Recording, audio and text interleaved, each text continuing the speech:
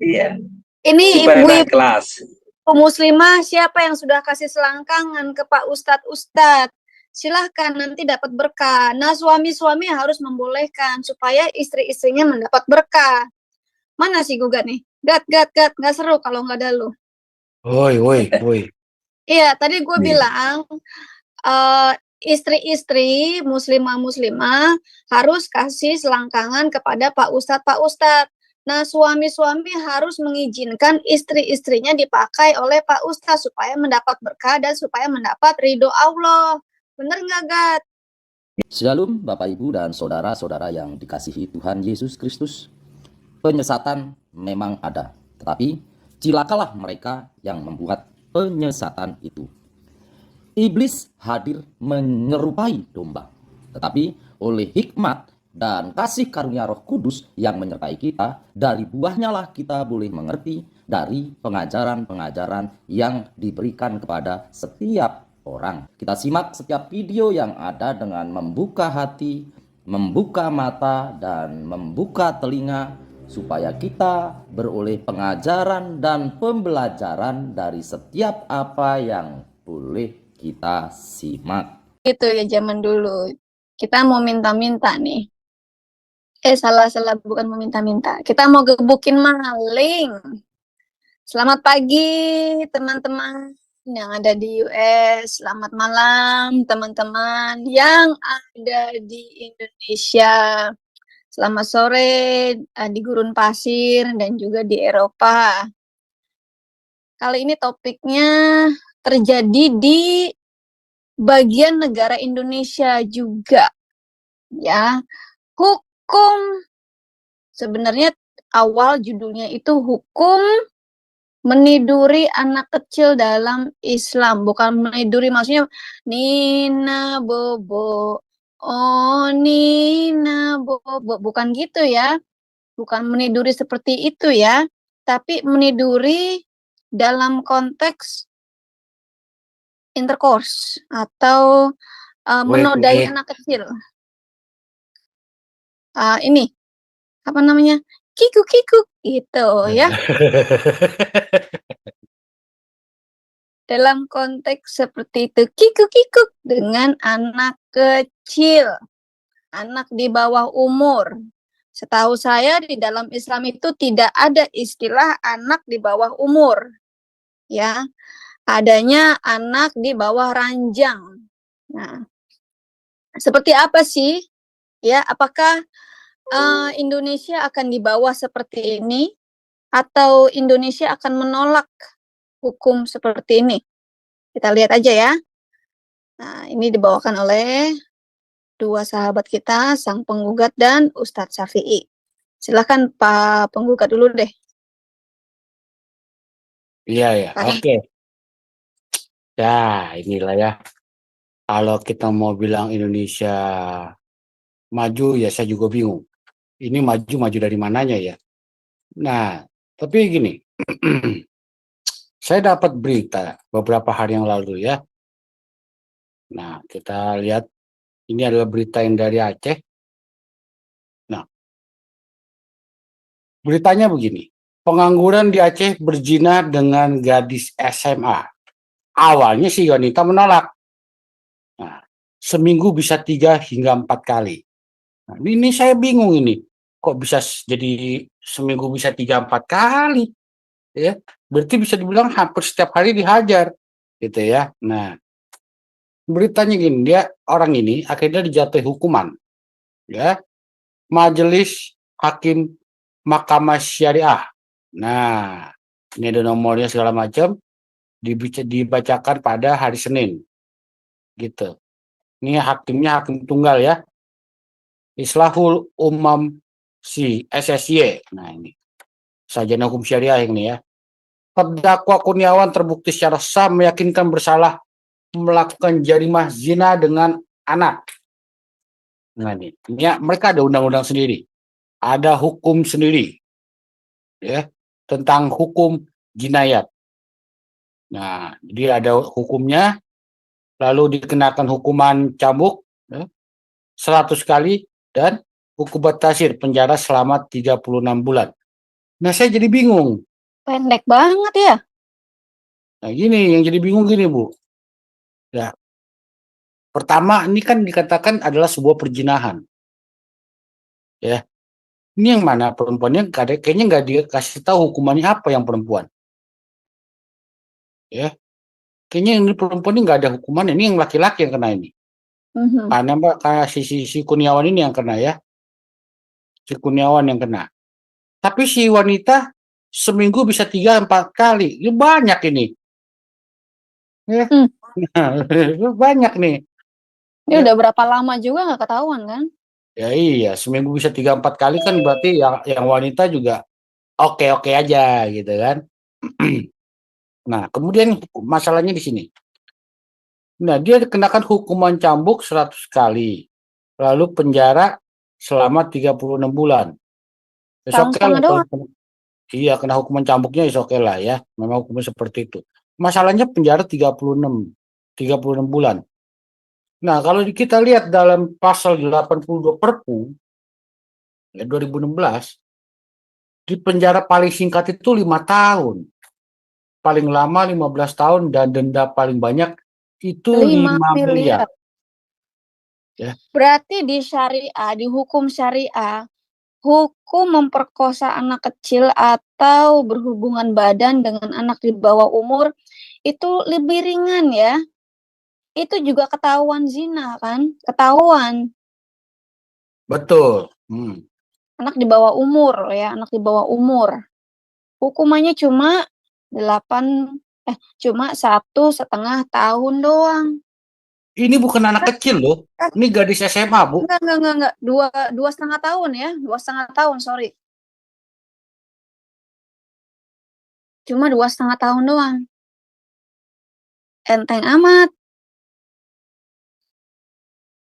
Iya, ya jadi gini ya. Pertama, ini adalah masalahnya dia berzina dengan gadis SMA. Ini bukan anak kecil, bukan anak bayi, ya.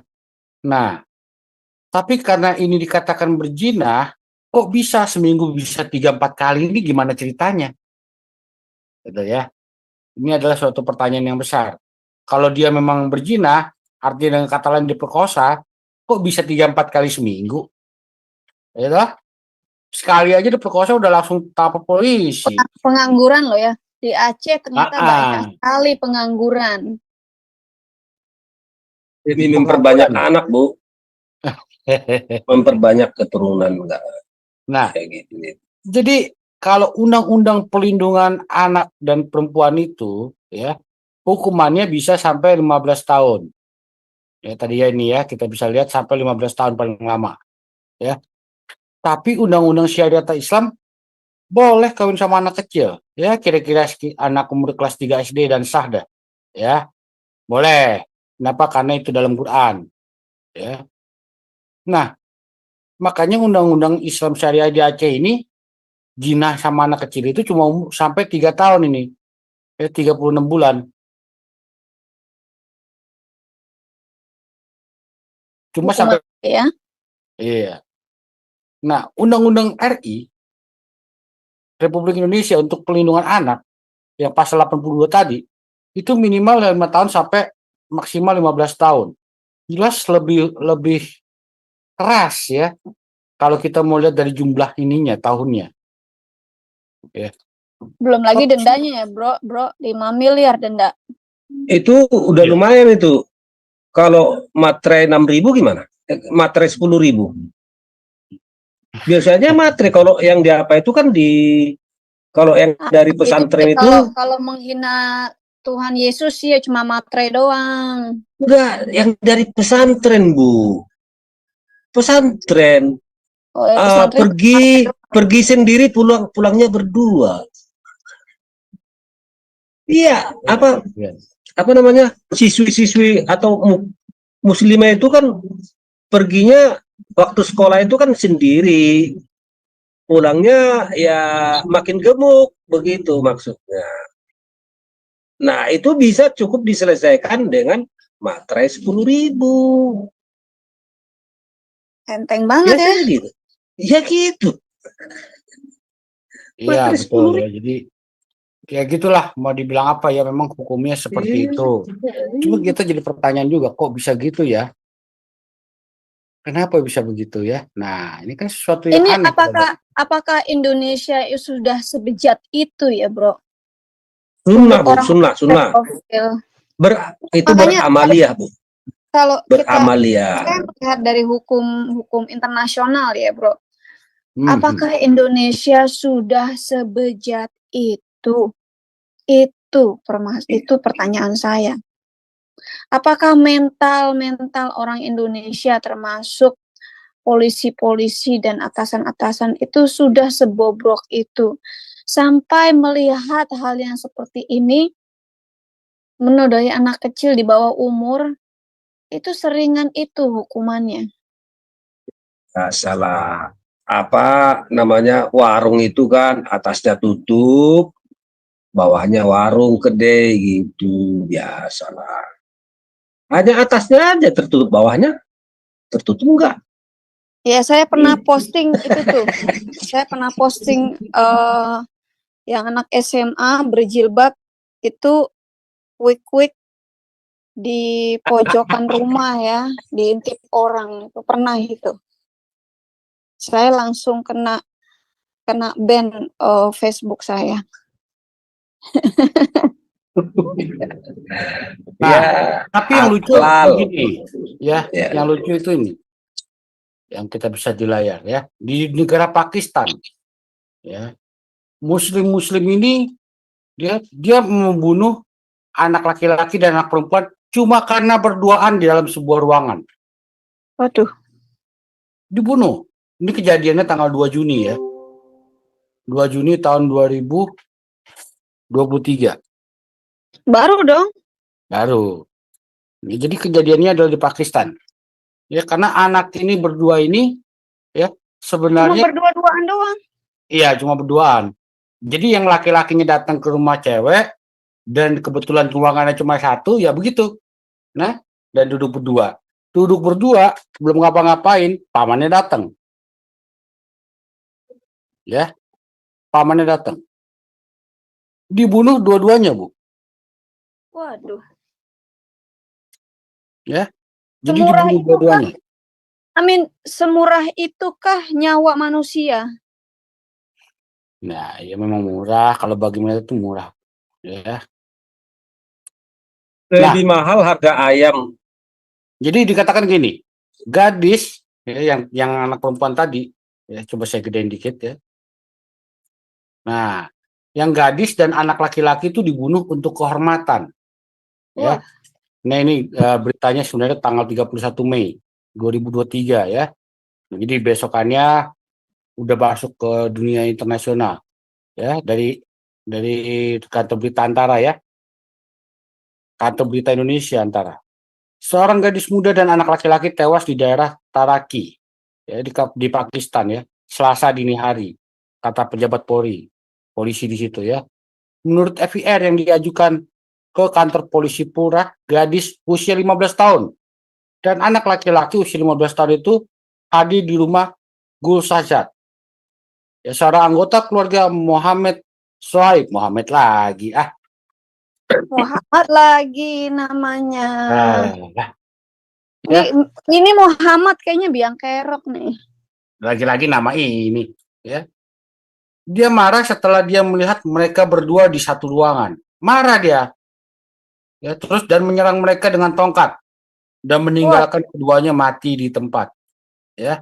Jadi digebukin, dihajar tuh dua. Dibunuh pakai tongkat. Anak laki-laki itu 15 tahun dan seorang gadis 15 tahun dibunuh dengan tongkat.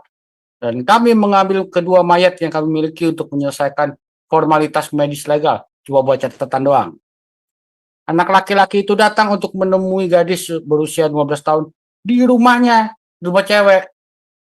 Ini orang tuanya kemana? Cuma karena berduaan, hajar. Ya.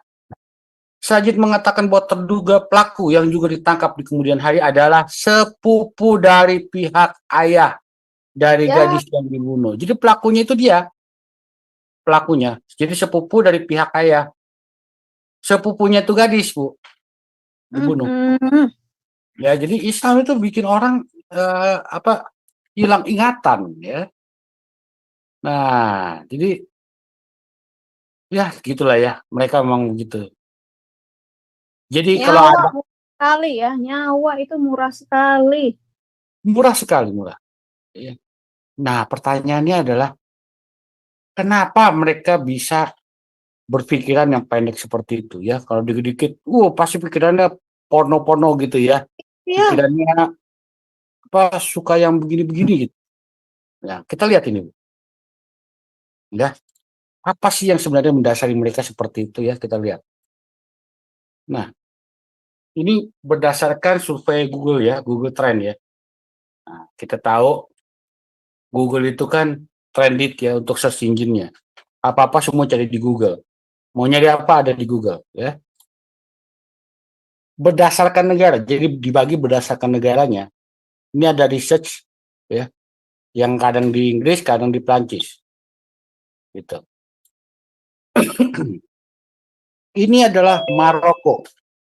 Ya, kita bisa lihat tabel begini yang pornonya, bagian porno yang warna biru. wah Itu tinggi ya. tinggi sekali, cuy.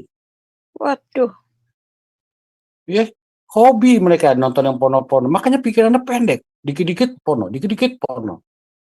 Ya, ngeliat cewek putih dikit, matanya langsung deket-deket merah. keselangkangan, dikit-dikit keselangkangan. Nah, Kemarin tuh gue baru cerita gini, jangan dilepas dulu bro, share screen-nya. Semalaman tuh gue baru cerita gini ke teman-teman di Zoom ya, di Florida, gue di Florida di pantai itu, kita ngelihat yang telanjang-telanjang aja nggak biasa aja, kagak ngaruh, nggak ada yang konak, nggak ada yang berdiri, nggak ada yang sweet-sweetin, nggak ada yang godain, ya. Padahal kalau ke pantai tahu sendiri kan, di sini kalau cewek-cewek pakai bikini tuh yang minim-minim banget kan, cakep-cakep. Apalagi di pantainya pantai Sunrise, itu di Miami Beach, terus di Sunrise Beach. Itu heboh-heboh bro, ya. Tapi nggak ada yang memperkosa, tidak ada yang diperkosa. Kalau di Indonesia, baru betis kinclong sedikit, putih dikit, langsung digeret, digang, diperkosa. Di Pakistan juga begitu. Baru lihat yang kinclong dikit, cowok kinclong aja, itu langsung diperkosa. Cewek cowok diperkosa, nggak masalah, yang penting ada lubang. Ini negara Islam, yang mayoritasnya Islam. Gue juga waktu ke Indonesia, lama banget ya, waktu ke Indonesia, karena kan gue kinclong ya, kan gue pikir dari hotel gue mau ke mau ke mall sebelah. Gue kan waktu itu tinggal di Mercure. Kalau sekarang jadi Tropical ya, Tropical. Nah, Mercure dengan mall sebelah kan deket tuh, ya kan? Ya udah gue jalan aja. Buset, itu orang ciat ciut. Dalam hati gue, kalau ini orang sendirian, gue gaplok itu orang. Ini rame-rame. Ngeri gue diperkosa di situ. Ini Islam, negara-negara yang mayoritas Islam memang moralnya sudah lebih rendah daripada moral babi. Lihat aja nih Maroko. Pornonya lebih tinggi daripada nonton yang Islam-Islam. Ya nonton yang Islam-Islam malah rendah. Nonton Ramadan malah rendah. Pornonya. Sete. iya, Lanjut ya. bro. Nah, ini negara Maroko, kita bisa lihat tabel seperti ini. Ya. Kemudian di negara Algeria pun seperti ini, lihat. Yang warna birunya pasti sangat tinggi sekali. Ini negara Islam ya. Dan semua rata-rata agama yang negara-negara Islam ini begini tabelnya semua. Tinggi-tinggi sekali. Pakistan apalagi tahun 2010 tuh paling tinggi mereka. Ini dari tahun per tahun nih, dari 2004 sampai 2010. Sangat tinggi sekali yang Pakistan. Ya, Senegal. ya. Kemudian Mesir, ya. Lihat, yang mau ngomongin agama malah dikit, ya, Ramadan dikit. Ending-endingnya malah pindah ke porno semua, ya. Nah, Iran juga sama tuh, ya. Cuma sekali aja dia masih agak mendingan. Endingnya sisanya tetap lebih tinggi dari yang itu soal agama, ya. Kemudian Syria sama. Syria tuh tadinya di sini nggak ada. Kenapa? Karena memang waktu itu di blok, ya, nggak bisa ada akses internet sini. Ya. Nah, kita bisa lihat dari berbagai negara. Indonesia kita lihat. Nah, Indonesia masih ada keseimbangan untuk di awal-awal 2004 sampai 2007. Ya, saat 2008 sampai 2010, apalagi sampai sekarang, jelas sudah sangat berbeda. Ya, Saudi Arabia jauh lebih baik, masih lebih baik mereka. Ya, inilah. Jadi di saat Ramadan itu yang mereka cari justru. Ya, mereka nggak cari yang ini, nggak cari yang soal agama-agama, enggak. Mereka cari yang bokep-bokep malahan. Kita yang bingung, kenapa bisa begitu? Nah, itu sebabnya mereka, ya, bisa seperti itu. Bisa melakukan hal-hal yang kita lihat tadi, ya. Jadi, ya, kalau saya bilang sih sebenarnya kita nggak usah khawatir lagi, karena kita udah tahu model mereka seperti apa, ya. Modus-modusnya adalah jangan menjadi guru ngaji gitu, ya. Jadi guru ngaji enak, ya. Cowok cewek sikat bisa, ya toh. Guru ngaji di Bandung cabuli 12 santriwati. Nah, ini Senin 29 Mei itu. 29 Mei itu baru berapa hari yang lalu ini, ya kan? Guru Baru ngaji. itu, baru itu. Iya, baru. Belum ada seminggu kan? Belum. Ya.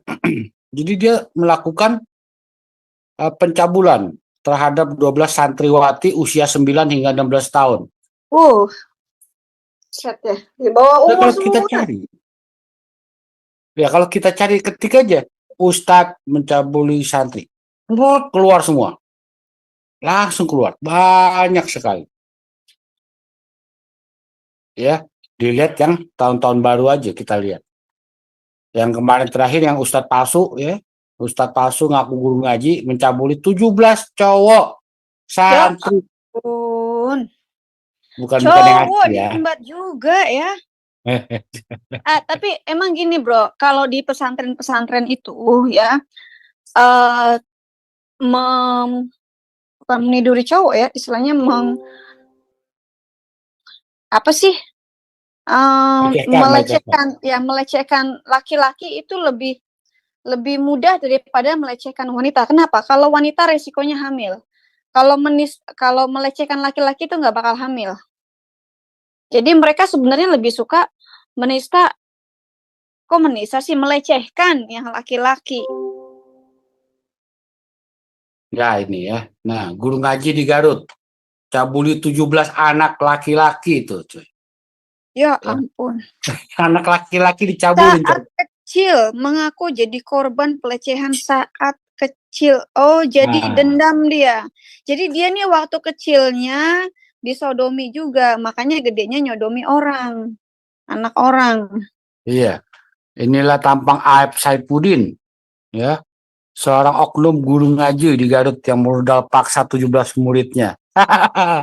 Ya, 17 murid modal paksa cuy sama dia cuy. Nafsu dia ngeliat cowok. Ampun deh. Ya, mungkin Pak Ustadz ada yang mau ditambahkan, Pak Ustadz, silakan. Ya, jadi dalam hal ini bagian perlobangan. Oh iya, apa sih dasar mereka tuh berbuat seperti ini kira-kira ya Pak Ustadz?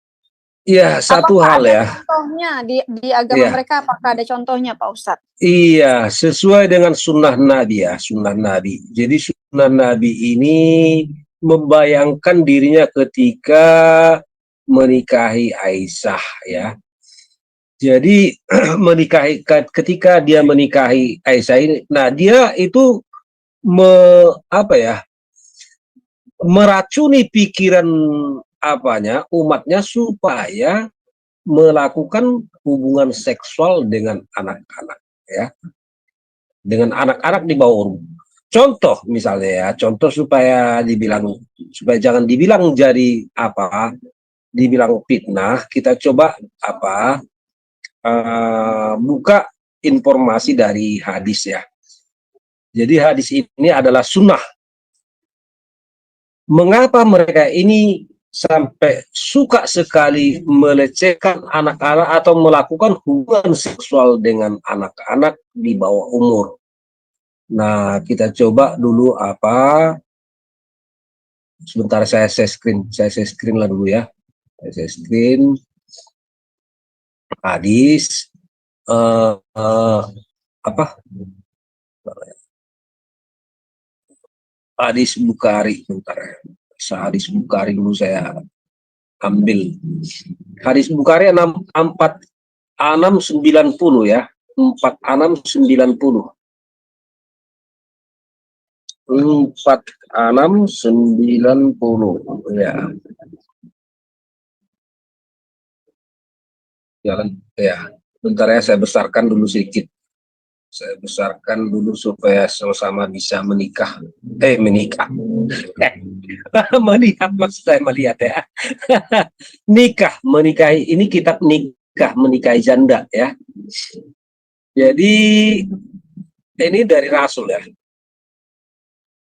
Aku mendengar Jabir bin Abdullah radhiyallahu anhu berkata, aku telah menikah. Rasulullah bertanya padaku, bagaimana wanita yang kamu nikahi? Kujawab, aku menikahi seorang janda. Beliau bersabda, kenapa kamu tidak menikahi seorang gadis? Maksudnya di sini anak-anak ya.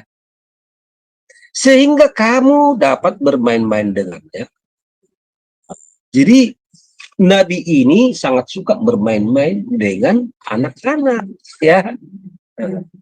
Lalu aku pun menuturkan hal itu pada Amru Dinar, dan Amru berkata, aku mendengar Jabir bin Abdullah berkata, Rasulullah bersabda padaku, kenapa bukan wanita yang masih gadis sehingga kamu dapat bermain-main dengannya, dan ia pun dapat bermain-main denganmu, begitu.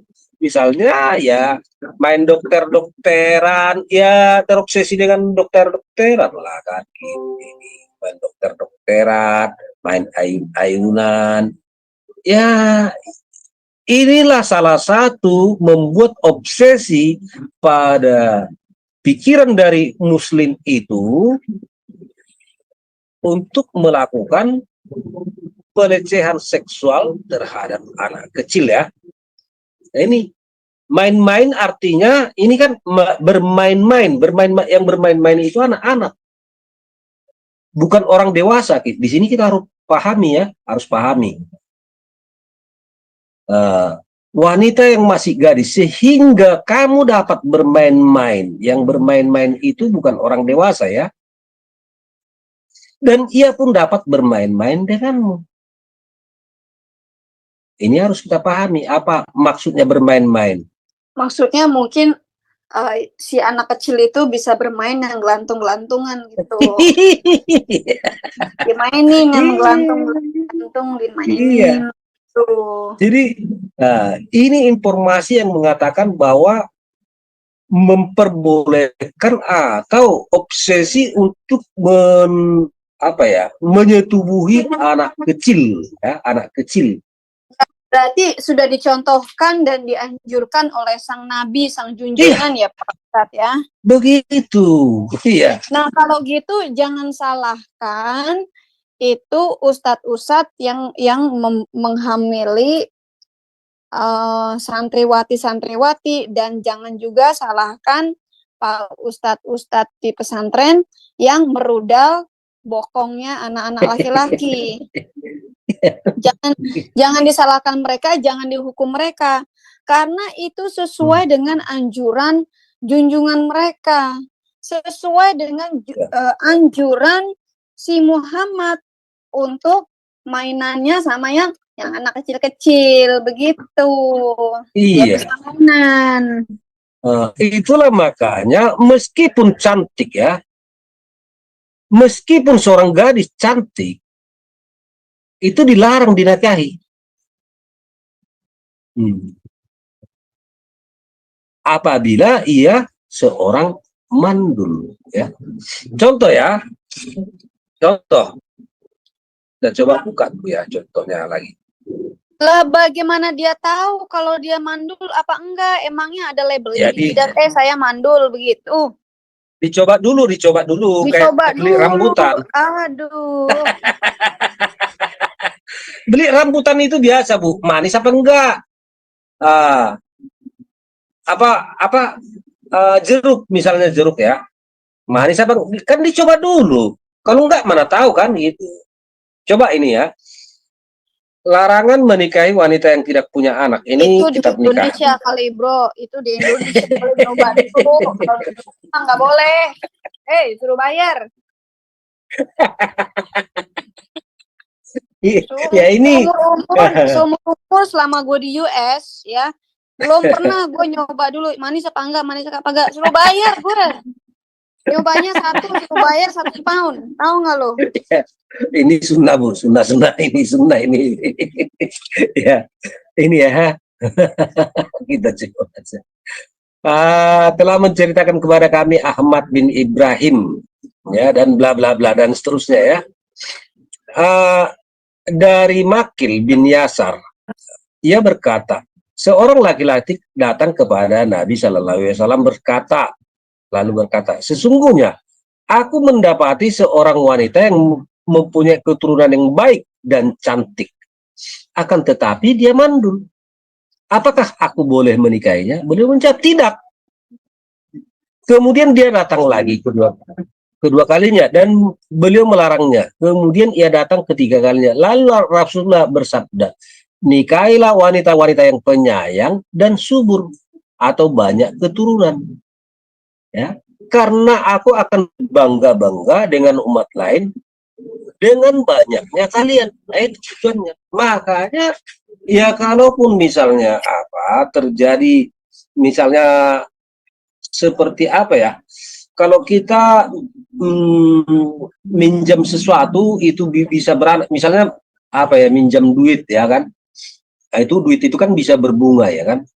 Misalnya dikasih 100.000 bisa pulangnya nanti 11.000 misalnya ya kan. Nah kayak gitu juga ini. Pak Ustadz, Jadi kalau minjem 100.000 baliknya 11.000, rugi dong. Gimana sih? Kok Mungkin rugi? minjemnya 100.000, ntar dapat balikannya jadi 200.000 gitu. Kamu rugi, Ya, gue juga. maksudnya kecil dulu kan, misalnya selama 3 bulan kecil dulu kan. Jadi kalau misalnya anak-anak pergi ke sekolah pesantren kan dititip itu kan di pesantren nanti kan, anak-anak atau santriwati itu pulangnya nanti bisa berdua kan, beranak. Oh iya. Kan aturannya 1 jadi 2, itu untung itu. 1,5 Pak Iya. Ustadz, 1,5. Iya, beruntung Kan masih dia. bayi, masih bunting, jadi 1,5 belum nongol kali ya. Iya. Beruntung dia begitu. Kalau masih Dapat di perut kan untung dia. ya. Ya kan lama-lama nanti keluar juga nanti kan. Artinya nanti kan udah bisa dijual lagi. Kan Tapi begitu. habis bunting nggak dikawinin ya Pak ya? Itu urusan lain Karena Kalau udah dibuntingin suruh orang lain buntingin ya. iya. Kalau yang penting ustadznya aman dan bersih namanya, cukup dengan dengan materai 10.000. Cukup itu dengan materai 10.000. Ini ada Uclim ya selesai. di live chat nih. Tolong panggilin Uclim dong. Itu tolong panggilin si Badrun, si Bantri suruh nongol, suruh nonton Bantri dan kawan-kawan. Siapa Julius HMC, tolong suruh nonton ya. Nonton itu biar dengar tuh. Jadi kalau di Aceh Agama terjadi hal tuh biar dengerin ya. Jadi kalau di Aceh terjadi hal-hal yang seperti itu udah lumrah karena ini berbasis syariah dan hukum syariah itu memang memperbolehkan begitu. Jadi makanya sebenarnya kalau seseorang dihukum dia sampai beberapa bulan hukum badan ya, itu keterlaluan itu hakimnya. Karena diperbolehkan dalam agama memang itu. Apa kata? Itu tadi yang tadi Bro Penggugat tampilkan yang anak itu 3-4 kali dalam seminggu itu nggak bunting-bunting, berarti dia mandul ya? Iya, dicoba dulu makanya. Dipakai Iya. mulu ya Gat ya? Iya, itu namanya 4 kali kagak bunting-bunting juga. Mungkin itu. mau menunjukkan gitu kali. Ini kok nggak bunting-bunting? Iya. Coba buka lagi. Kok kagak bunting-bunting gitu kali ya? Melaksanakan sunnah. Uji misi ya? Iya, Uji apa? Uji kelayakan produktif kata si Box. Uji balistik. Aduh. Ya memang begitu. Karena gini, keutamaan menikah itu, ini kita baca ya, ini kita keutamaan menikah. Menikah itu bukan berarti melakukan perjanjian perkawinan, bukan begitu ya. Menikah itu adalah ya hubungan suami istri. Jadi beda. Karena menikah itu berasal dari kata nukah. Nukah itu adalah hubungan suami istri ya, bukan melakukan perjanjian seperti yang kita pahami, melakukan perjanjian atau kontrak, melakukan perjanjian ikatan keluarga, bukan begitu ya. Bukan itu, bukan Ya, ikatan keluarga, bukan ikatan suami istri. Perjanjian selangkangan. Ya. Nah, dikatakan di sini, Rasul bersabda ya. Lu pakai gue, lu bayar gue gitu ya. Iya, begitu. Ya. Rasulullah bersabda, menikah adalah sunnahku. Barang siapa tidak mengamalkan sunnahku, berarti ia bukan dari golonganku. Hendaklah kalian menikah sungguh dengan jumlah kalian. Aku berbanyak-banyak umat. Jadi tujuan dari menikah itu adalah supaya banyak umat, ya. Siapa yang memiliki kemampuan harta hendaklah menikah. Siapa yang tidak, hendaknya berpuasa, karena puasa merupakan tameng. Nah, itulah makanya dalam QS 33 ayat 28 dikatakan ya. Kita coba baca QS 3328 ya. Apa informasi yang kita dapat dari sini? Saya screen lagi.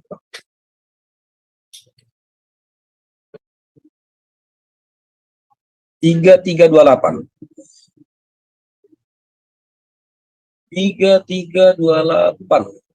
ya.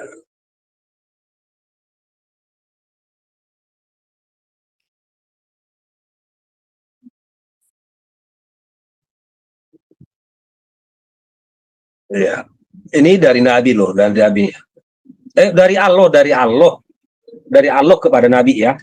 Jadi Allah ini berkata, hai Nabi, katakan kepada istrimu, kepada istri-istrimu, jika kamu sekalian mengingini kehidupan duniawi dan perhiasannya, maka marilah supaya aku berikan kepadamu mut'ah, dan aku ceraikan kamu dengan cara yang baik. Jadi seperti kata Ustadz itu, aku nikahkan kamu sampai jam 9, kata Abdul Somad ya. Aku nikahkan kamu sampai jam 5 sore dengan bayar tunai.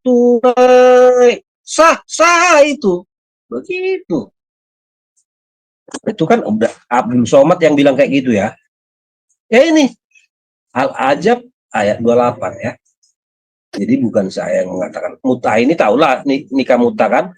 Ini kontrak beberapa jam boleh sesuai dengan apa. Lu bayar, lu pakai. Iya, harus bayar dia. Makanya dalam dalam Islam itu memang tidak ada ikatan perkawinan seumur hidup, tidak ada itu. Makanya ketika seseorang suami atau seorang istri menikah, meninggal dalam keluarga, itu harus ditalak dulu. Karena kalau tidak ditalak, itu boleh dipakai lagi. meskipun sudah meninggal dinamakan itu harus ditalak. Talak 3. Kalau nggak dipakai lagi tuh, meskipun sudah mayat ya, sudah mayat. Selama 6 jam itu bisa dipakai. Nah, kata Quran tentang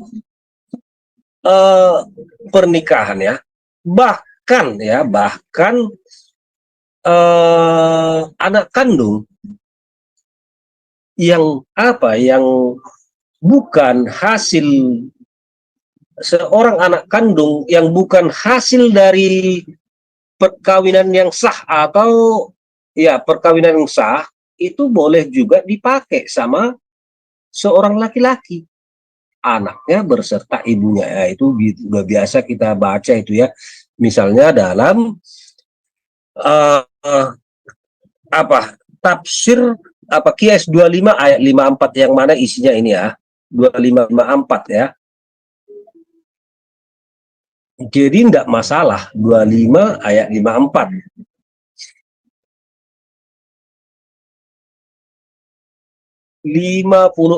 Ya.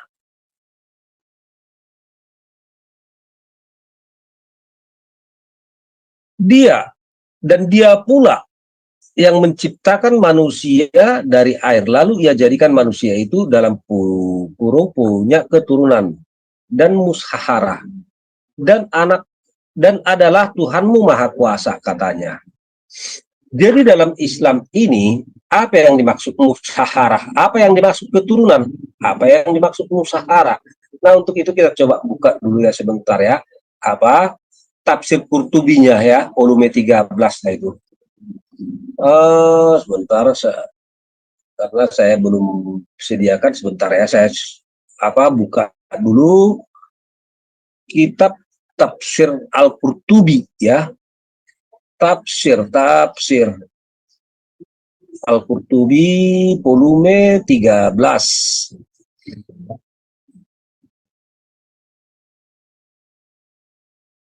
Ya. 13 ya.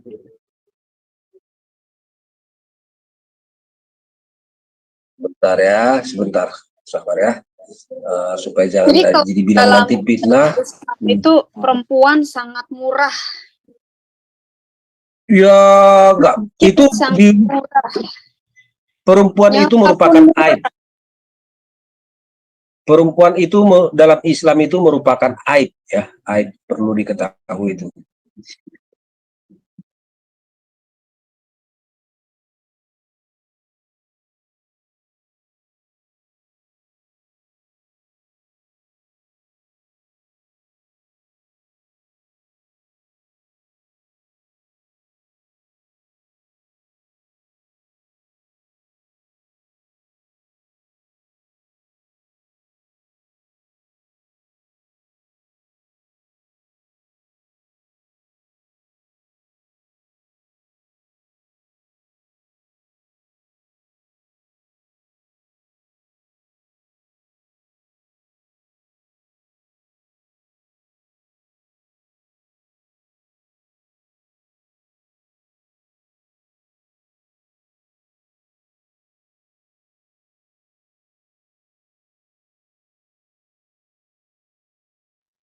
Nih.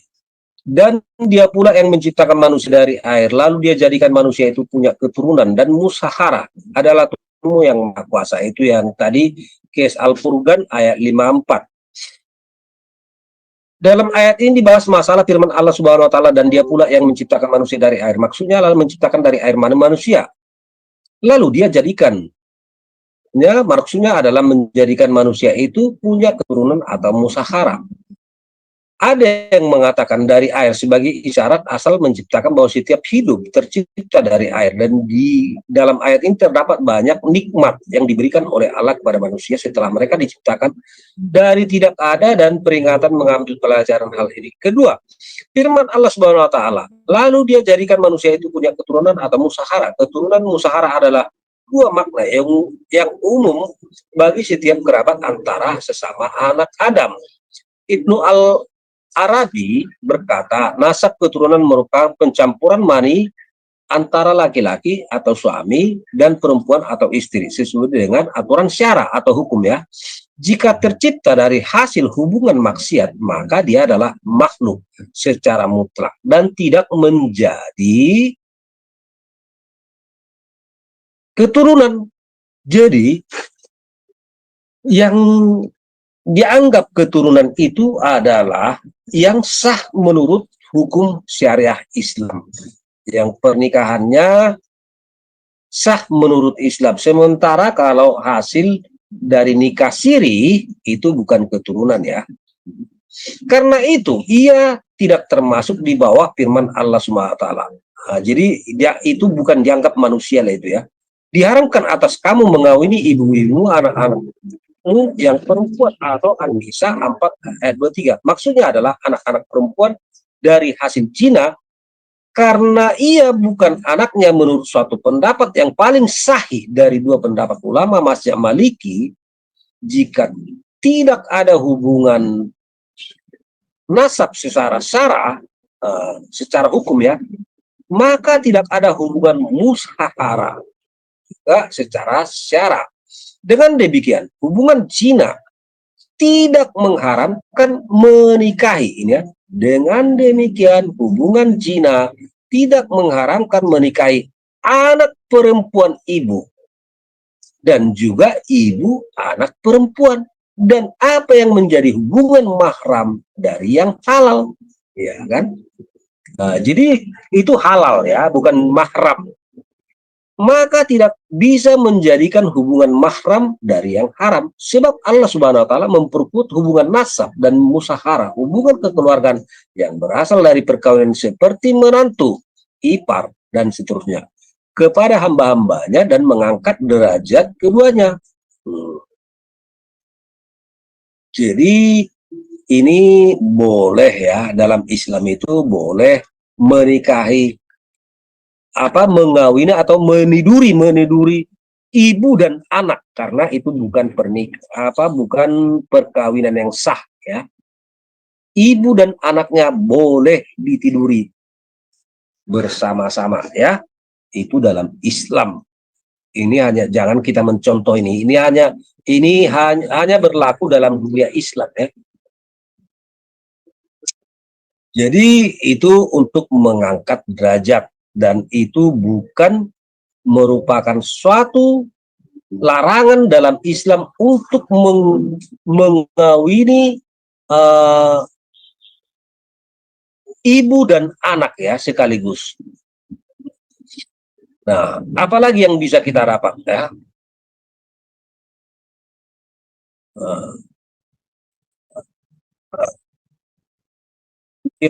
Kalau kita baca misalnya dalam Kalau si Bamtri kan ngakunya ya mana itu nggak mungkin, kalau di Islam pacaran aja nggak boleh.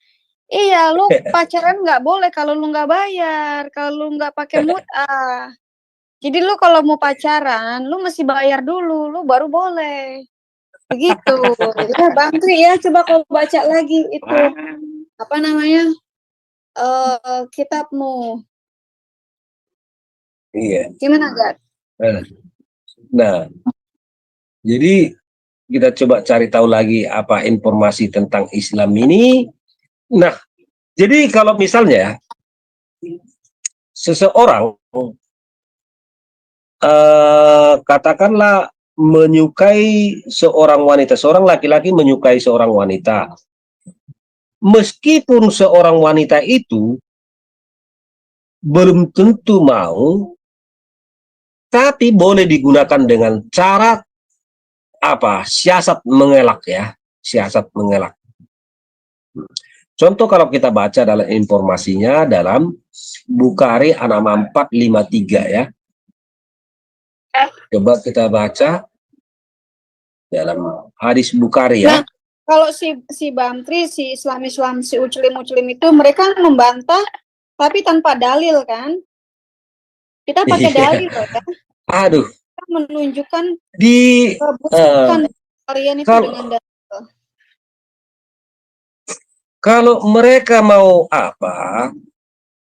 Artinya berkelit, coba dibantah ini hadis ini. Apakah seperti ini adalah hasil hadis yang hadis palsu, atau kenapa tidak dihapus saja, kan begitu. Seharusnya kan dihapus kalau memang ini adalah adalah tidak benar. Seharusnya ini sudah dihapus ini. Nah, ini ya. Ini kita baca dalam Bukhari A6453, siasat mengelak namanya ya. Jadi punya siasat. Ini Abu Hurairah dari Nabi bersabda ya. Ini sabda Nabi. Gadis tidak boleh nikahi hingga diminta izin, dan janda tidak boleh nikahi hingga dimintai persetujuannya. Ada yang bertanya, ya Rasulullah, bagaimana tanda izinnya? Nabi menjawab, tandanya diam. Jadi kalau misalnya di pesantren seorang gadis ditanya, kau mau nggak saya gauli? Nah, wanita itu apa namanya? Oh, dalihnya bukan gitu, Pak. Kau mau nggak aku gauli? Pasti nggak mau. Pasti bilangnya gini, kau mau nggak dapat pahala nanti masuk surga, beramal ibadah, gitu. Nah ini, jadi dalih yang dipakai si Ustadz itu adalah menyerahkan dirinya kepada Pak Ustadz, itu adalah satu amal ibadah, begitu. Dan nanti masuk surga. Jadi yang dijanjiin pasti masuk surga. Ini mau merasakan surga enggak? Merasakan surga. Ini surga. Diem-diem ya, jangan bilang mamamu ya. Nah, ini enak apa enggak? Kalau sakit bilang ya, sakit bilang. Gitu. Kalau enak saya terusin ya. Kalau sakit bilang gitu kan. Iya. Jadi tanda dari seorang gadis itu sudah setuju kalau dia diam, itu tanda setuju. Nah, ini. Ya. Bagaimana tanda izinnya? Kan disuruh diem aja, nggak usah bersuara. Jangan nanti yang lain dengar. Nanti yang lain dengar, nanti yang lain minta. Jadi diem aja gitu. Ya, lalu kata ustadznya, ini cuman antara kita berdua ya katanya. Ini rahasia ini katanya. Jadi kalau dua perempuan sudah diam, itu. Sebagian orang berpendapat, jika seorang gadis belum diminta izin, kemudian seorang mencari siasat, kemudian dua orang saksi dusta bersaksi bahwa laki-laki tersebut telah menikahinya dengan kerelaannya. Jadi ini perlu diingat, di garis bawahi bahwa ini adalah saksi dusta ya. Dan hakim memutuskannya secara resmi, dan suami tahu bahwa persaksiannya adalah dusta, maka yang demikian tidak mengapa untuk menyetubuhinya, dan termasuk pernikahan yang sah. Ini sah ini. Sah ini. Banyak apanya. Mau kita lihat misalnya apanya, perawinya boleh. Ini banyak ini perawinya nih ya. Padahal suami tahu bahwa sebenarnya ia bukan menikahinya sama sekali, maka pernikahannya tidak masalah. Dan tidak apa tinggal bersama dengannya. Ini tidak apa, ya. Nih, janda tidak boleh nikahi hingga diajak bermusyawarah, dan gadis tidak boleh nikahi hingga diminta izin. Para sahabat bertanya, bagaimana tandanya izinnya? Nabi menjawab, jika dia diam. Kalau dia diam ya, sebagian orang mengatakan bahwa jika seorang bersiasat menghadirkan dua orang saksi palsu atas perkawinan seorang janda, dan dengan mengatakan atas pertunjukannya, maka kemudian hakim menetapkan pernikahannya. Padahal suami tahu bahwa sebenarnya ia belum menikahinya sama sekali, maka pernikahannya tidak masalah, dan tidak apa tinggal bersama dengannya. Itu tidak mengapa. Ini apa namanya, menyempurnakan lah ini ya, menyempurnakan karena di kitab orang lain itu sudah pasti tidak ada itu. Tidak pasti ya, bisa-bisa kena hukum rajam, tapi karena didengung-dengungkan menyempurnakan, inilah cara menyempurnakan. Begitu cara menyempurnakan. Jadi dalam Islam itu ya beginilah apanya, beginilah keadaannya. Makanya dalam QS 65 ayat 4 boleh menceraikan anak kecil. Kalau boleh menceraikan berarti sudah dinikahi dulu, sudah dikawini dulu, sudah ditiduri dulu, boleh diceraikan. Nah ini contoh ya, setelah dipakai, misalnya setelah dipakai, dia itu ternyata anak itu belum bisa memasak, belum bisa mencuci baju, masih apa, misalnya mani itu masih Nah, belepotan itu di boleh baju. diceraikan itu yang begitu kalau nggak bermanfaat udah cerain aja udah. Iya, kalau sudah selesai dipakai ya boleh diceraikan. Iya, ternyata dia nggak bisa masak, nggak bisa nyuci, nggak bisa ngepel, Iya, ya kan? Udah cerain aja, boleh cerain. diceraikan. Iya, diceraikan aja gitu. Ini makanya. Apain perempuan yang nggak bisa dimanfaatkan, udah cerain aja, cerain. Iya, karena dia belum bisa masak, belum bisa nyuci kan. Ternyata setelah dipakai misalnya beberapa bulan sudah agak puas lah kan. Sudah habislah bulan madunya. Nah, jadi anak yang belum bisa memasak ini ternyata nggak pandai dia memasak. Mungkin masakannya terlalu keasinan, sering kebanyakan garam. Ya diceraikan. Gitu. Ini ya. Dan perempuan-perempuan yang tidak haid lagi atau menopause. Di antara perempuan-perempuan, jika kamu ragu-ragu tentang masa idahnya, maka masa idah mereka adalah 3 bulan. Dan begitu pula perempuan-perempuan yang tidak haid.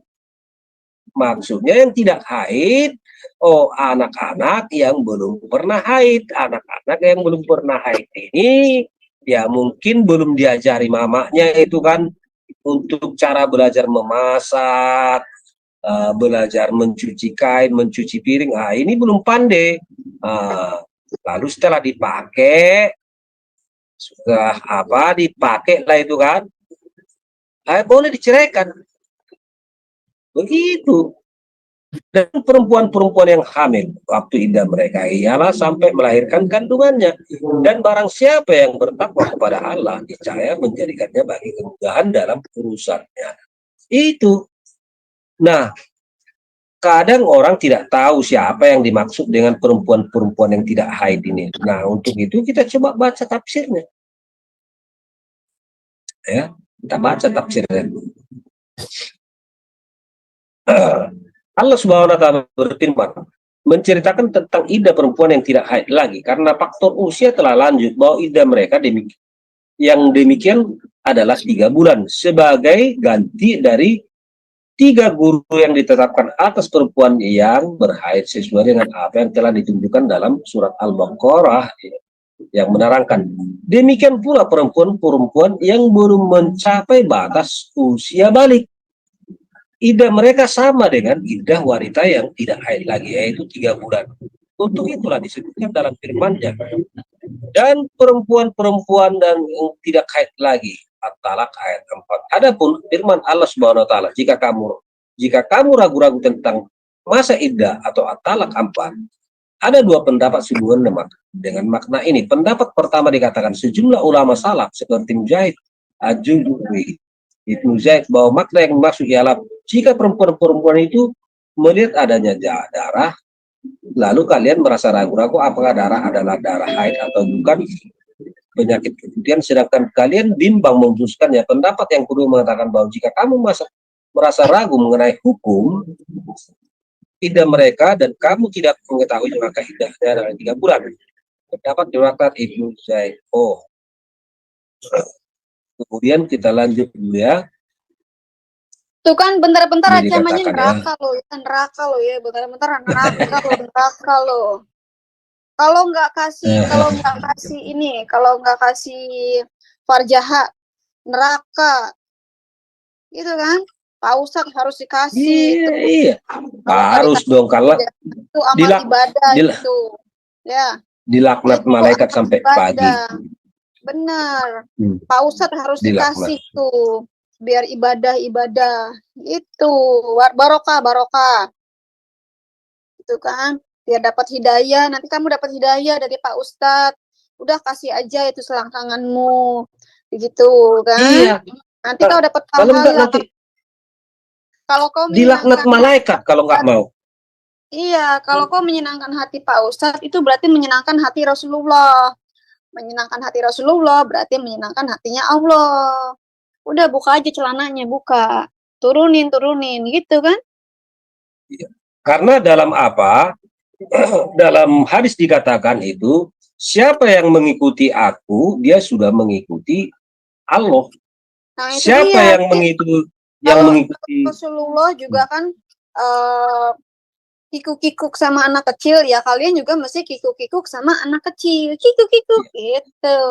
Siapa yang membantah amirku, dia sudah membantah aku, kata Rasul kan begitu. Amirnya itu siapa? Ya Ustadz. Itu jadi harus diikuti amirnya Nabi itu, ya. Nah, kemudian kita lanjutkan. Sungguh masih ada beberapa wanita yang tidak disebutkan dalam Al-Quran, yaitu perempuan yang masih kecil, ya, yang masih kecil. Perempuan yang tidak yang telah lanjut usia, perempuan yang tidak berhaid lagi, serta perempuan yang sedang hamil, ya. Jadi yang dimaksud dengan yang tidak haid itu adalah perempuan yang masih kecil. Jadi boleh juga dibaca nih, ya.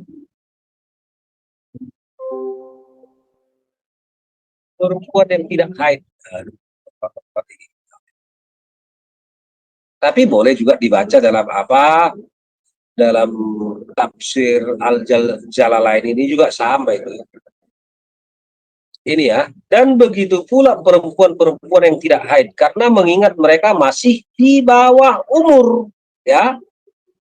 Di bawah umur, maka iddah mereka 3 bulan. Bukan saya yang berkata di sini, ya. Itu yang dimaksud di sini, ya. Jadi boleh diceraikan karena tidak pandai memasak, misalnya kan, tidak, atau sering masakannya itu sampai itu keasinan atau lupa membuat garam. Nah, itu bisa diceraikan itu. Dan yang dimaksud di sini adalah lupa membuat garam, Pak Ustadz, lupa ngasih garam. Ya kira-kira begitulah, ya. Ya itulah. Nah, jadi dalam Islam ini garam itu bisa buat darah tinggi, menaikkan darah tinggi. Jadi saran ibu-ibu kalau mau masak nggak usah pakai garam. Ya. Nah, sebab apa, ya? Ya makanya dikatakan tadi, barang siapa yang telah mentaati aku, dia mentaati Allah. Barang siapa yang membantah amirku, dia sudah membantahku, katanya kan. Nah, apa yang dilakukan Nabi? Apa yang dilakukan Nabi? Kita lihat dulu, ya, dalam hadis, ya. Aduh, ini salah pencet saya. Apa yang dilakukan Nabi terhadap salah satu istrinya itu, misalnya, ya. Digaplok.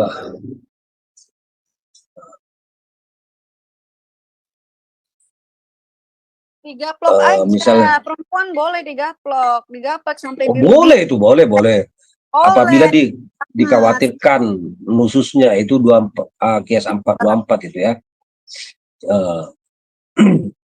Kita coba, makanya ini ya harus dicontoh ini. 3605 misalnya.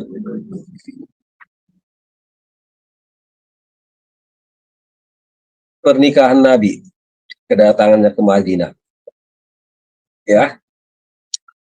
Nabi, ini dari Aisyah, ya.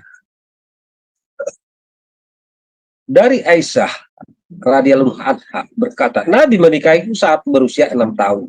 Lalu kami tiba di Madinah, sehingga di kampung Bani Al-Harits bin Karat. Kemudian aku menderita demam hingga rambutku menjadi rontok, ya. Mungkin sudah dipakai ini, makanya dia sakit, ya. Setelah sembuh, rambutku tumbuh lebat sehingga melebihi bahu. Kemudian ibuku Ummu Ruman datang menemuiku saat aku sedang berada dalam ayunan ya bersama teman-temanku. Ibuku berteriak memanggilku, lalu aku datangi sementara aku tidak mengerti. Ini sementara aku tidak mengerti. Ini bercerita dia tidak tahu apa-apa. Namanya juga anak-anak, ya kan? Masih umur 6 tahun.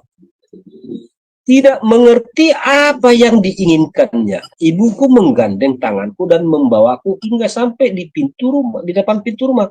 Aku masih dalam keadaan terengah-engah. Namanya juga langkah anak-anak dengan langkah orang dewasa itu kan berbeda.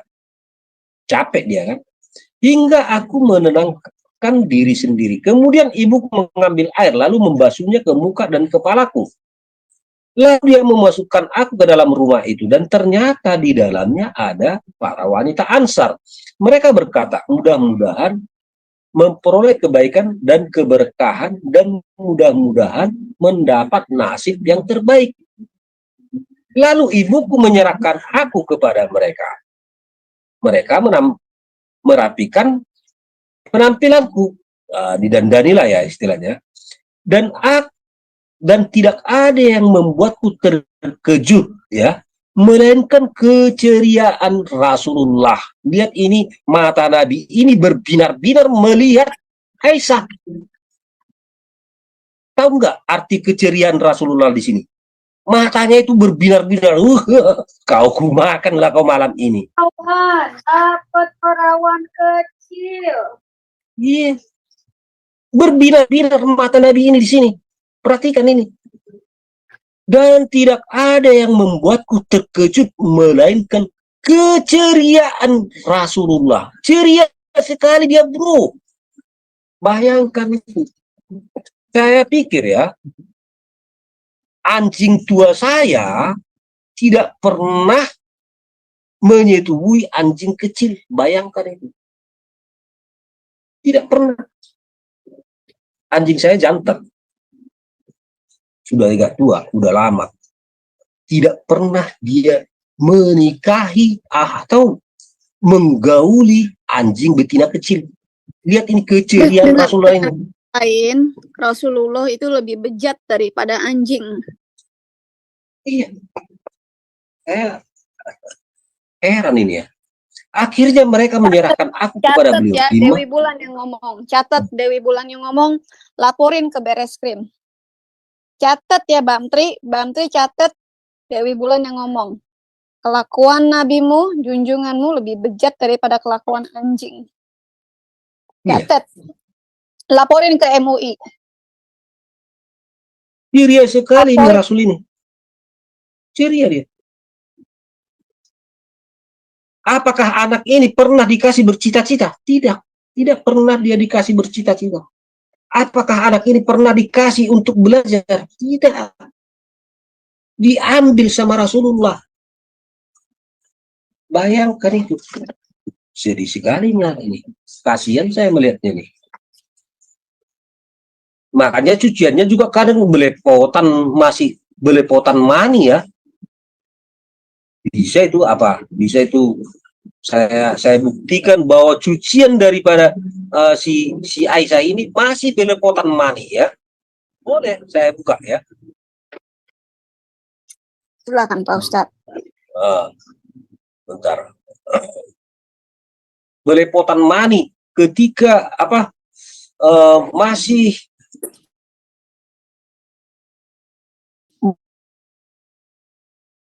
ya. Ya, saya tunjukkan.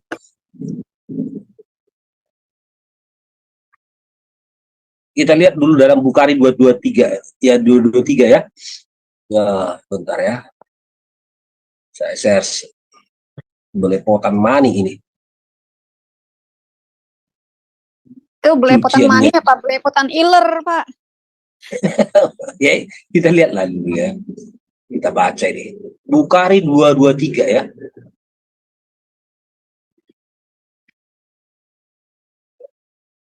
Namanya juga anak kecil ya. Ini bab mencuci mani dan mengeriknya dan mencuci yang terkena sesuatu dari wanita. Ya.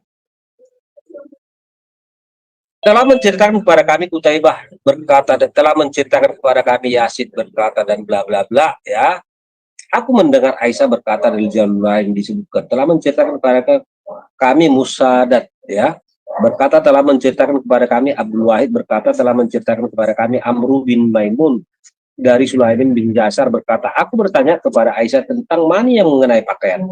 Lalu ia menjawab, aku pernah mencuci mani dari pakaian Nabi. Beliau keluar untuk salat, sementara sisa sucian masih nampak pada pakaian beliau untuk salat ini. Itu artinya anak ini masih belum mampu mencuci, belum mampu dia untuk membersihkan. Atau ini kita coba baca lagi 224 ya.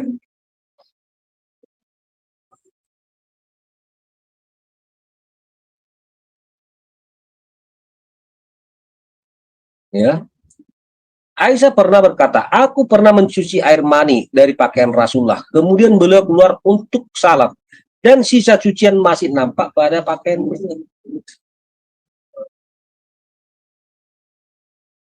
Banyak ini hadisnya. Ini bukan satu. Banyak ini. Banyak itu hadisnya. Hadis. Jadi ini bukan hadis-hadis odong-odong ya. Tapi ini hadis sahih.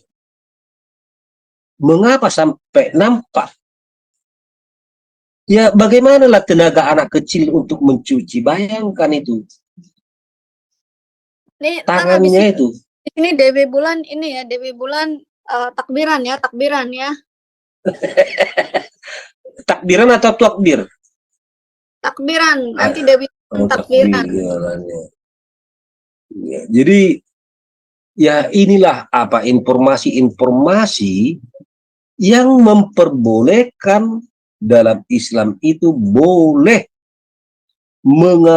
menggauli atau menyetubuhi anak kecil, ya. Boleh. Makanya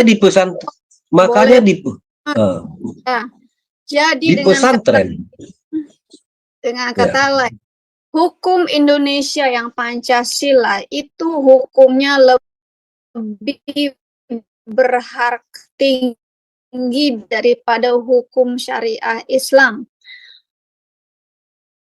Hukum syariah Islam hanya hukuman untuk perempuan, yang laki-laki nggak dihukum, ya.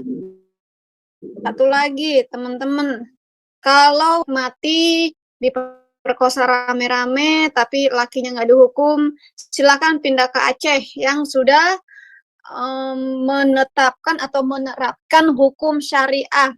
Ya, silakan buat laki-laki yang demen-demen begitu-begituan sama anak kecil, hukumannya nggak berat-berat amat, silakan ke Aceh, ya. Jadi contoh ini ya, itulah makanya terjadi seperti di Lombok, bukan hanya di Aceh sebenarnya, di Lombok, di Bandung, di mana-mana juga. 2 ustadz pondok pesantren di Lombok Timur. Kalau di Aceh ustadz, ya ustadz mencabuli santrinya itu memang sudah hukum Islamnya seperti ini kan yang di luar Aceh, Pak Ustadz, di Lombok, di Bandung, di Padang.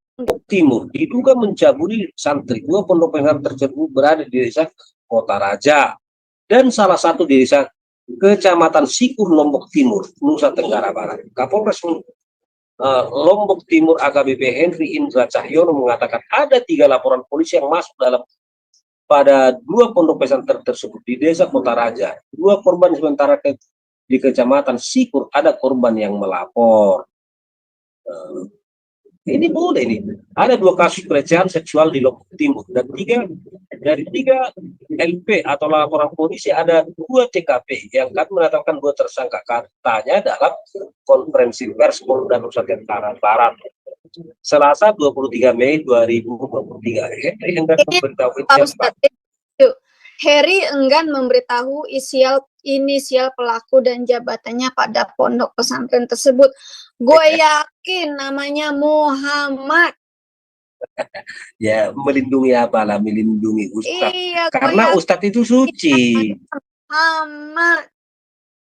Ustadz itu suci. Dianggap Buat suci, itu hebat dari. jangan kasih anak namanya Muhammad.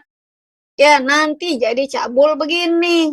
Malu-maluin orang tua, malu-maluin negara. Mendingan kasih nama anak Paulus. Ya,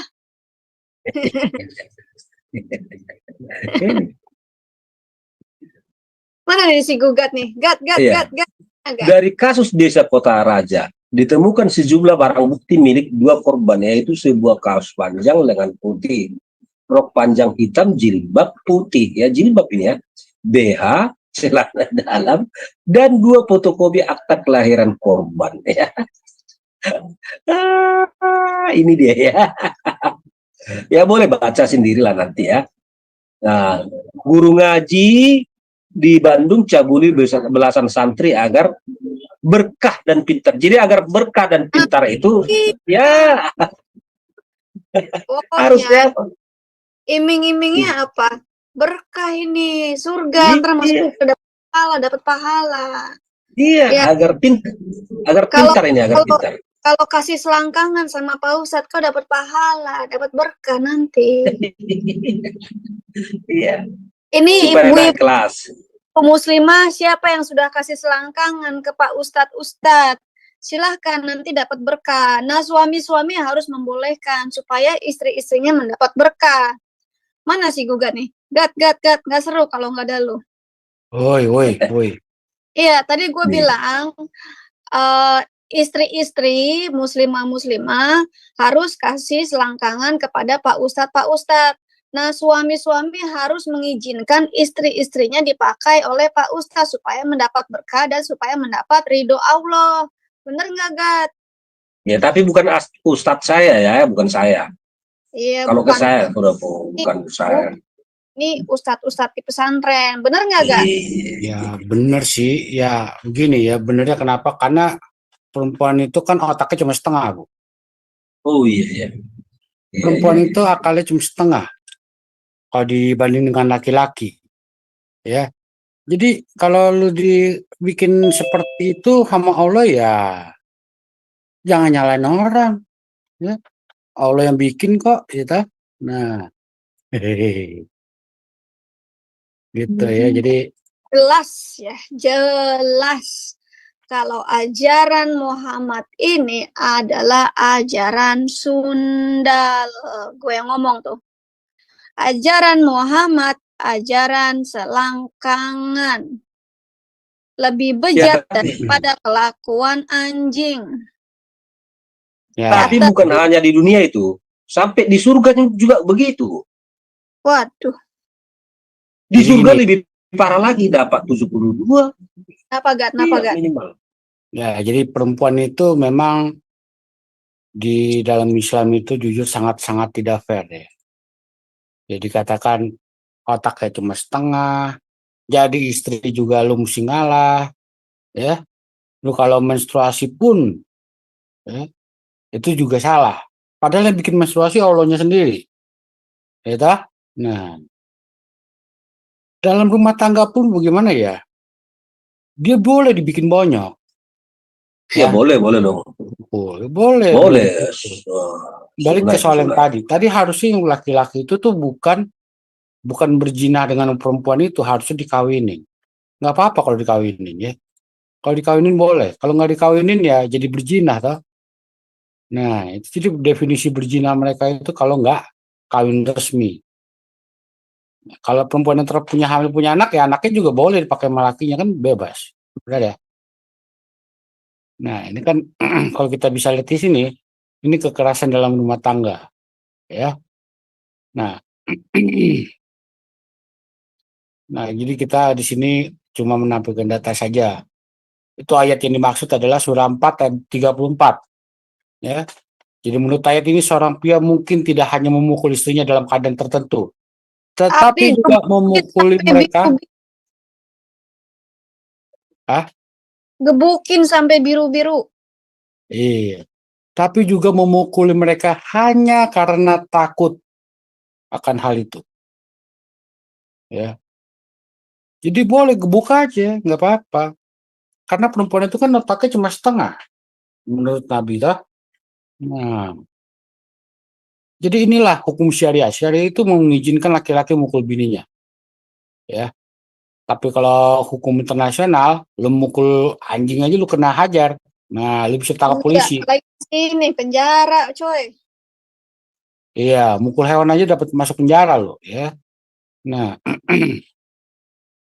meskipun ada beberapa larangan dalam hal praktik pemukulan istri, pemukulan dalam kurung pemukulan harus tanpa keparahan, harus menghindari wajah, harus tuh patah tulang, patah tulang, dan suami tidak boleh tidur dengan mereka setelah memukuli mereka. Ini hukum syariah ya.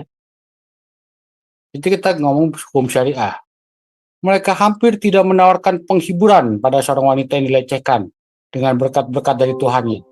Fakta bahwa suami diizinkan untuk menyiksa istrinya secara fisik, ya, pasti membuat banyak orang melampaui sekedar memukul. Jadi bukan cuma puk gitu udah selesai, pasti dibikin bonyok, babak belur ya.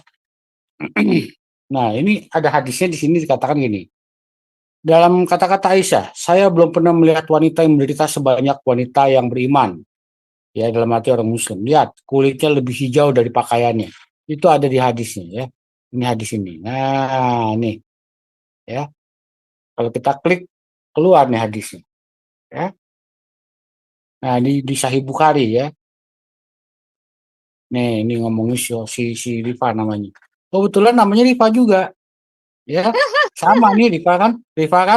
Oh, Rifa tuh. Ya. Berarti Rifa ini adalah korban ya. Iya si Rifa ini korbannya. Korban Jadi Oh, di sini korban dikatakan sunnah. Rifa, wanita yang diceraikan. Rifa Ya. menceraikan. Lah Rifa di sini laki-laki ya. Ya di sini Rifa K ya yang menceraikan istrinya nih. Jadi ngomongnya bininya ditonjok. Nah, Aisyah berkata, aku belum pernah melihat wanita yang menderita sebanyak wanita yang beriman. Lihat kulitnya lebih hijau dari pakaiannya. Ya, jadi itulah nasib perempuan dalam Islam itu. Ya, udah Boleh ya sholat Jumat nggak boleh sholat Jumat. Ya, kok perempuan kan nggak boleh sholat Jumat di masjid toh? Ada nggak perempuan yang sholat Jumat di masjid? Boleh. Nggak Karena boleh perempuan kan? surga, perempuan ditakdirkan menjadi penghuni neraka. Iya, ya. Jadi lihat aja nih, begitu banyak hadis itu mumet jadinya. Nah, jadi kalian mau ngikutnya hukum yang mana? Kalau hukum Indonesia bertentangan dengan hukum syariah, kalian ikut yang mana? Gitu ya. Simpel itu sebenarnya jawabannya. Hukum Indonesianya begini, hukum internasional beda lagi. Sekarang kita perlihatkan, bro. Kita perlihatkan bagaimana perkawinan di dalam Kristen. Boleh nggak gebukin istri? Oh enggak. Coba ada pendeta Pak Bram nggak di sini? Ada Pak Pendeta nggak? Kalau ada Pak Pendeta enak. Ya kita nanya Iya, pendeta kan lagi ini. Lebih pantas. Gitu. Nah, Pak Pendetanya lagi nggak ada di sini. Ini ada tante pengen murtad. Ini tante Nyonya nih. Tante Nyonya. Coba. Gimana Tante kalau Tante Nyonya nih baru mau murtad ini? Udah kita nanya sama Pak Ustadz aja. Pak Ustadz bagaimana mengenai dalam Kristen? Aku jadi Kenapa? ingat nasibku. Aku ingat nasibku. Aku disuruh menyusui tukang galon. Aku nggak mau. Aku dipukul. Udah, kau cari suami orang Kristen aja lah kalau gitu. Pak Tapi Ustadz aku gimana? takut. Nanti kalau ke Saya ucapkan terima kasih telah menonton video ini sampai habis. Dukung terus channel Hati yang Gembira dengan cara like, komen, dan subscribe. Tuhan Yesus Kristus memberkati kita semua. Amin.